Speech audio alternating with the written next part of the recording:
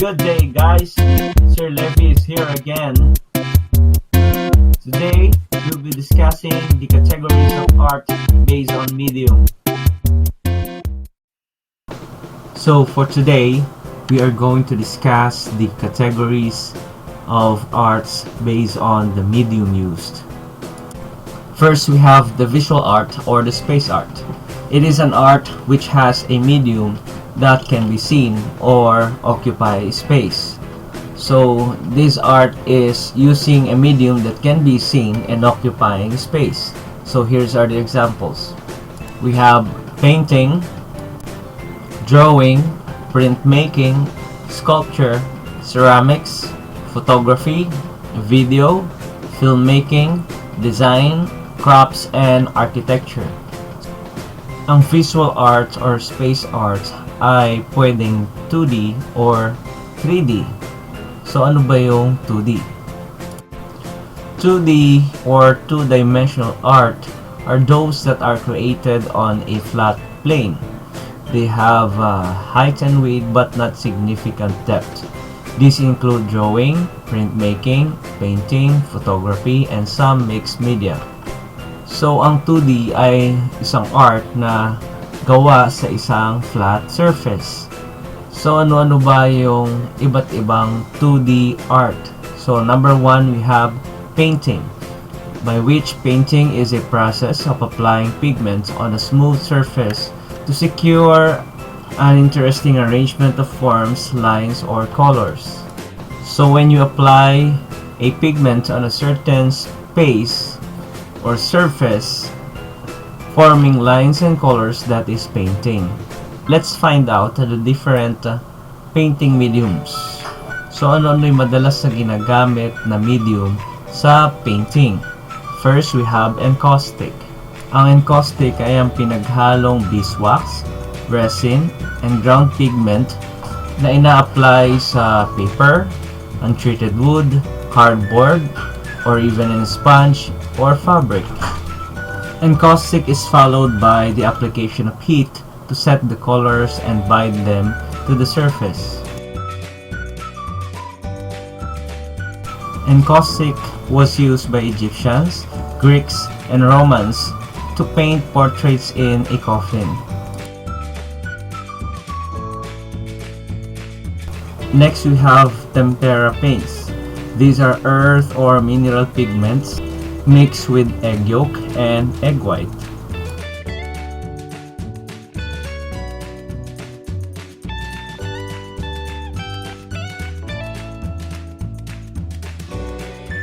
In the past, ginagamit ang tempera paint upang gumawa ng libro gamit ang vellum paper. So this is an example of vellum paper. Sa ngayon, ginagamit na ang tempera normally in wooden panels. At dahan-daang hinahaluan ng gesso o yung combination ng chalk at gelatin glue. Let's now move on to fresco. Fresco painting is the application of earth pigments with water on a plaster wall while the plaster is damp. So ang fresco painting ay ang paggamit ng earth pigments sa isang plaster wall na basa pa. Color sinks into the surface and becomes an integral part of the wall permanently. So ang fresco medium ay pang-permanent na painting sa plaster wall. Here are the examples.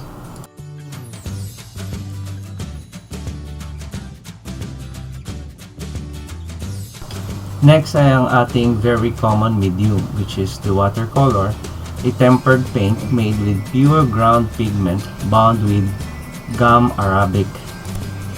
Ito ay ang pinaghalong earth pigment at gum arabic. Painters apply watercolor in thin, almost transparent film. The surface of paper then shows through, giving a delicate, luminous texture to the painting. Here are the examples. So for my favorite medium, we have the oil painting. Pigment ground on linseed oil is applied to prime canvas. It is therefore a combination of linseed oil and the pigment ground. Oil is a very flexible medium and can be applied using a brush, airbrush, palette knife, or even with bare hands. Here are the examples of finished product using oil painting.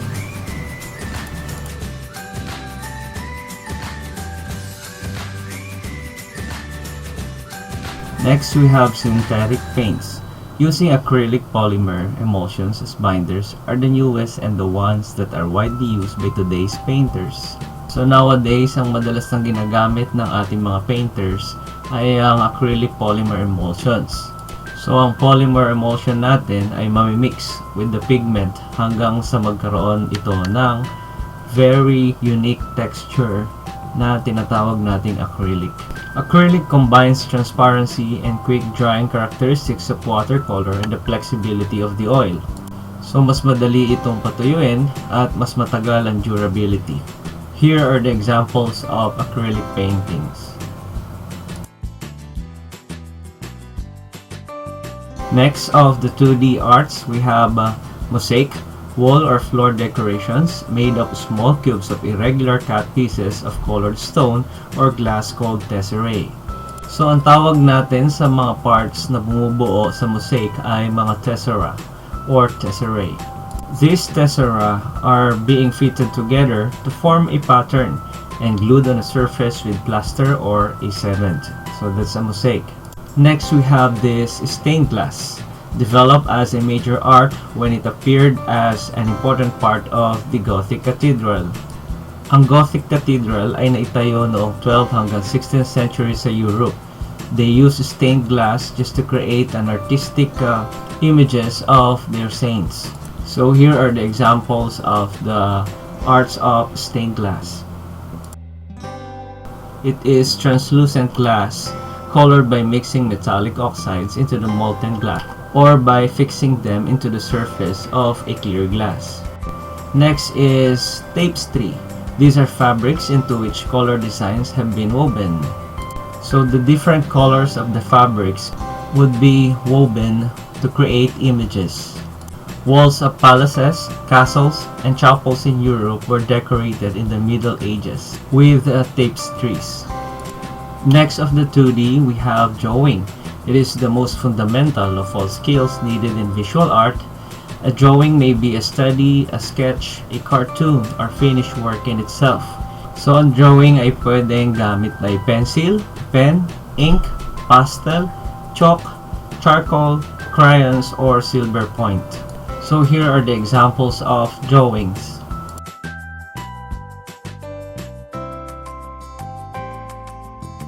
Next, we have printmaking. So it is a graphic image that results from a duplicating process. Each print is an original work and not a reproduction. So therefore, bawat copy ng ating printmaking ay original copy. So in printmaking, there are different mediums. So let's first have the relief printing. It involves cutting away a block of wood or linoleum, the portions of the design that the artist does not wish to show, leaving to the design stand out on the block. So para siyang naka-embossed. So, and then the uncut smooth surface is then covered with ink, which under pressure leaves an impression on the paper. So here are the examples of relief printing.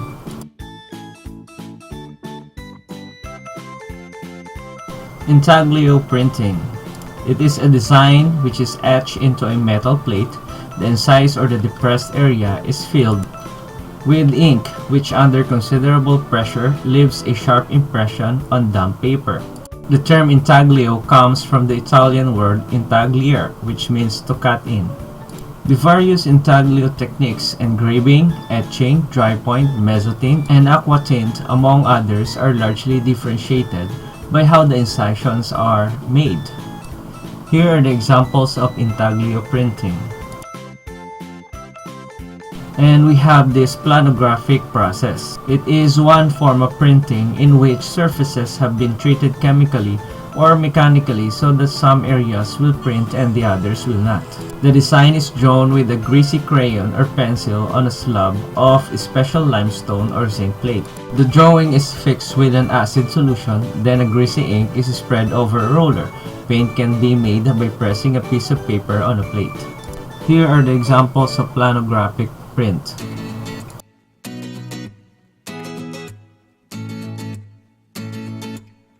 Next, we have stencil printing.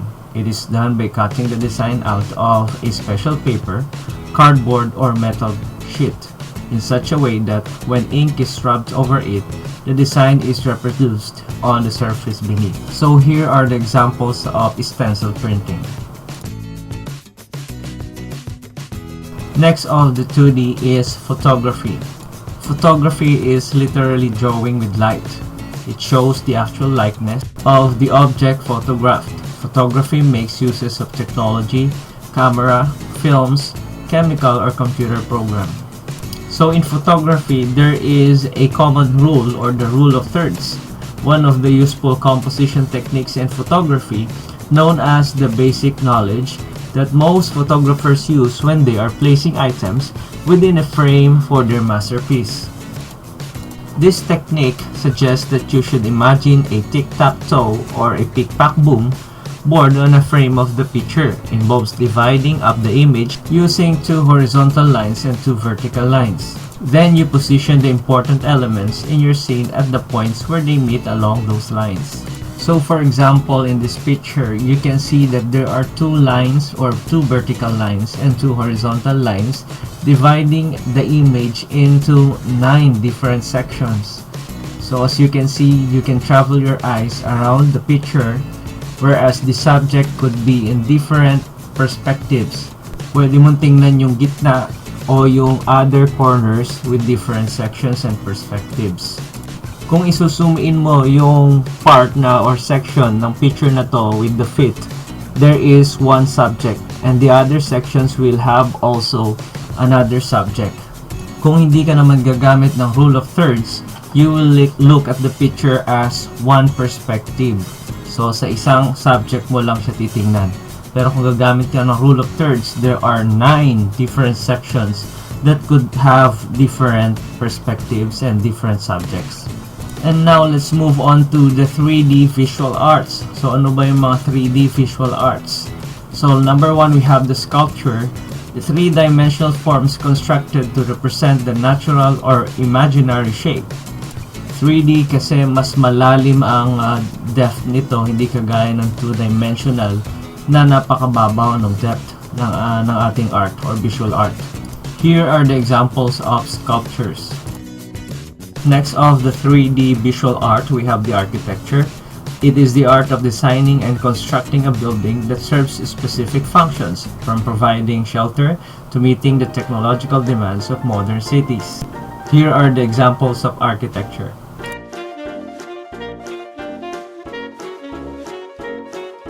Next is interior design.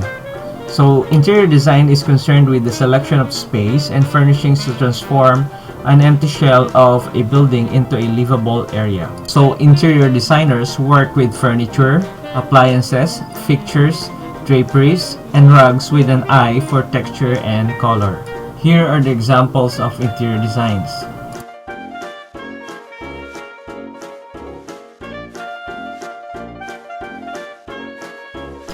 Next, we have landscaping. It is the artificial arrangement of land areas to achieve a purely aesthetic effect. The landscape artist makes use of the terrain as his basic medium, along with sand, rocks, water, and growing plants found on it. So ito ang mga examples ng landscaping.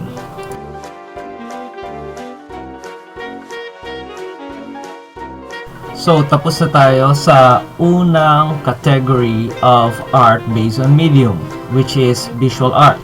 Let's move on to auditory or time arts. Auditory or time arts are the arts using medium which can be heard and which are expressed in time. So therefore, naririnig or pwede siyang ma-express in different times. First, of course, of this kind of art is music. The primary material of music is sound. Musical sound tones are produced in man-made instruments and the human voice. Musical instrument has three things in common. A part which vibrates. B, a part that amplifies sounds. C, a system for producing and regulating fixed pitches. So, ang ating vocal cord can be considered as musical instrument because it is producing vibration, it amplifies sounds, and it is a system producing and regulating pitches. Musical instruments are grouped according to their vibrators, how these are made to vibrate, and resonators, whatever amplifies the vibration. A, string instruments. B, wind instruments. C, percussion choir. And D, keyboard instrument. Next, we have the literature or the time art. Time art because it travels through time. So, in literature, the medium is language. Writers use words to build his compositions. Literature is exclusive to works that exploit the suggestive power of language. Sabi nga nila, words are so powerful, it can make or break a person's life. So next to the auditory art and time art, we have the combined arts. In combined arts, the medium is both can be seen or heard, and which exists in both space and time. First, we have dance. So in dance, it is the art of movements. So movements may involve part or the whole of his or her body with or without the accompaniment of music. A dancer uses his or her body to communicate an idea or feeling to his audience. Ito ay combined arts because it can be heard and it also can be seen. Next, we have theater. Theater is a combination of drama and opera, combination of literature, acting, costume design, stage design, and music. So you can hear and at the same time, you can see. Kasama din sa na-combine dyan yung time art or literature. The story is the literature and the acting, and the actual performance is auditory and at the same time visual. Next, of course, your favorite, the cinema. It is the extension of photography. It makes you several shots. Each shot made up to a series of pictorial units taken from one point of view. And of course, to the series, the sound is added. It may present a fictional story, a dramatic feature, or a documentary. So it is a combined art, combination of auditory, visual, and literature or the time arts.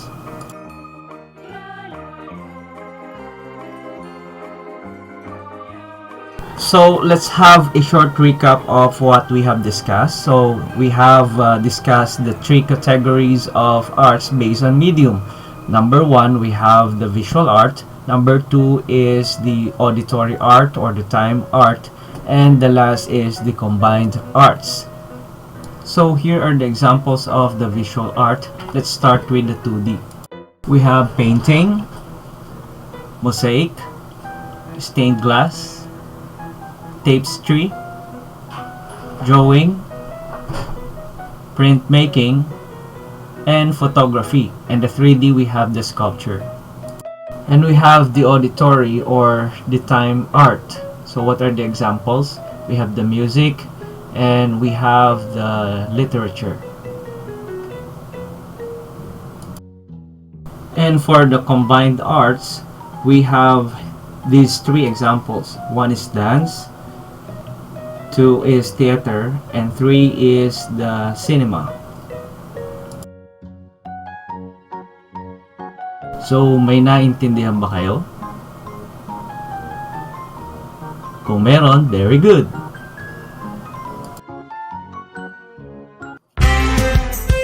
Okay, that would be it. Thank you so much for listening and see you next time.